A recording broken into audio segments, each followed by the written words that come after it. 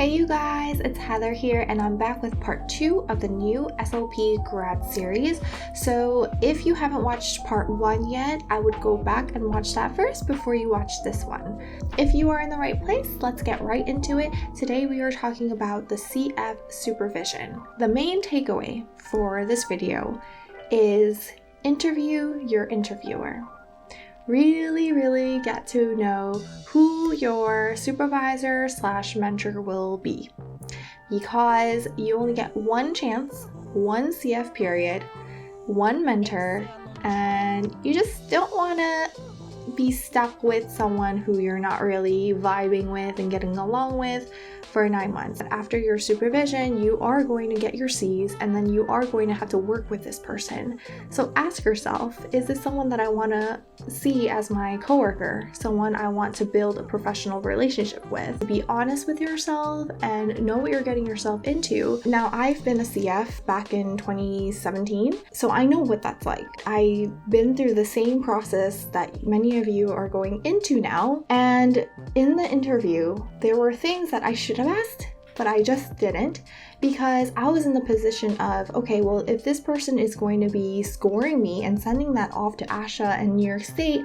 I just don't want to cross any boundaries and I don't want to get on their bad side, so I'll just do whatever they say and then I just want my C's. And now that was the first mistake that I made, I think, because before the CF period, I wasn't aware exactly of what the expectations that my supervisor had for me, as well as for her. She didn't really know what she should be expecting from me.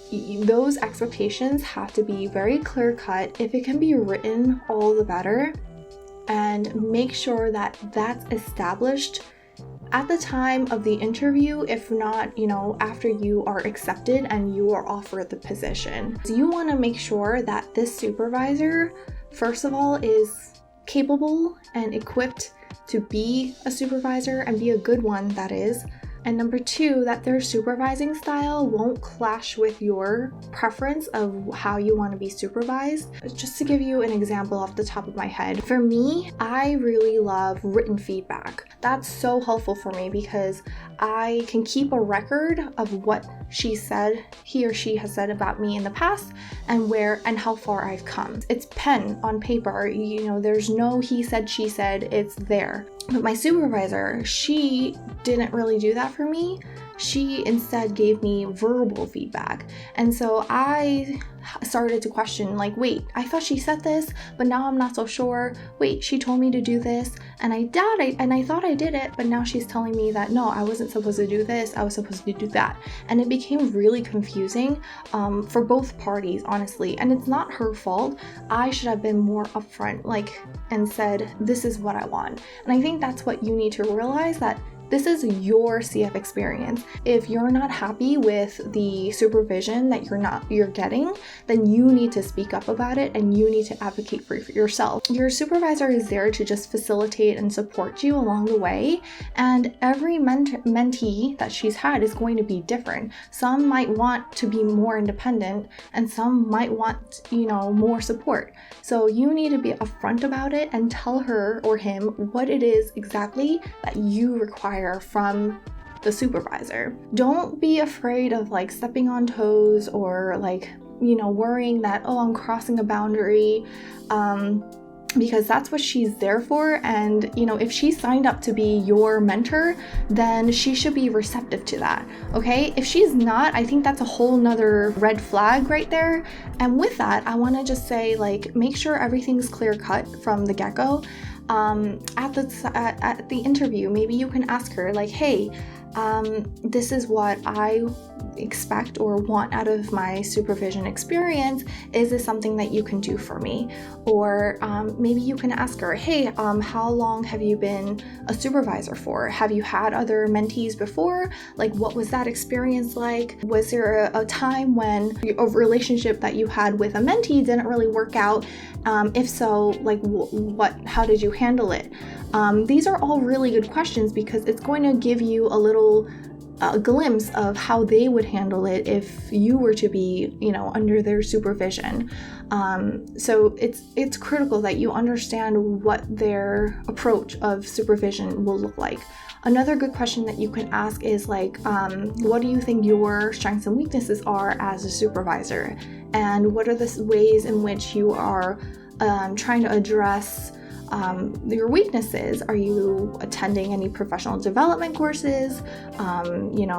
It's something along those lines. Okay, and one thing that I do want to share with you guys is the ad hoc committee on supervision training, and this was put out by ASHA, I think in May 2016. I don't know if they have a more updated one. I'm going to link it down in the description box, so make sure you click on this video, click on the link down below to find it there. But it's basically super helpful, and it lays out everything that a supervisor should be doing. There are self-reflection questions on here where they can rate themselves on how well equipped and how well they're being a mentor.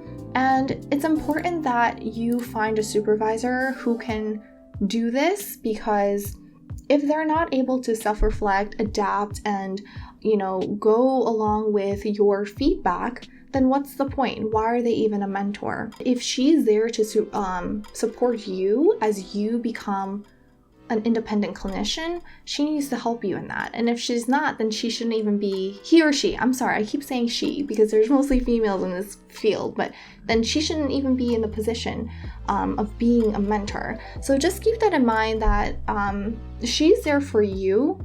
And so make sure that you interview your interviewer. So I know with this COVID situation, I'm not really sure what's going to happen with UCFs, honestly, and what the supervisory period would look like.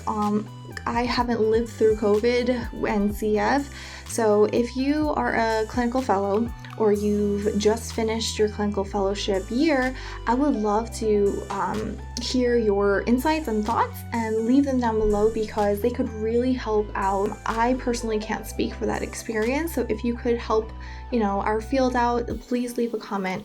But other than that, if let's say you do have a horrible clinical fellow experience, your supervisor is not helpful. If anything, she's more abrasive. Maybe you don't like your facility or your placement, whatever it is. These things happen. There's no such thing as a perfect placement, and it happens. It happened to me too. Trust me, I've been there. But I want you to keep in mind that, yes, maybe you haven't had the CF supervision period of your dreams, but it doesn't end there. I think the lovely part about this field is that no matter what stage you are in your career field, that there's someone always willing to help you out.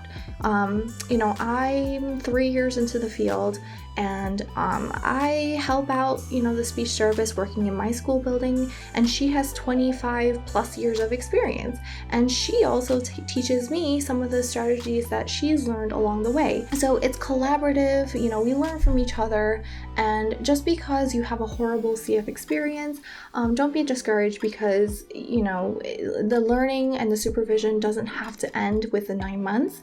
There will always be someone who can empathize what it's like to be in your shoes and be willing to extend a helping hand. So welcome to this field. You did it. Congratulations. I know how overwhelming yet exciting it must feel for you to embark on this career. But you did it and you earned it. So brace yourself. It's going to be a wild ride, but you can do it.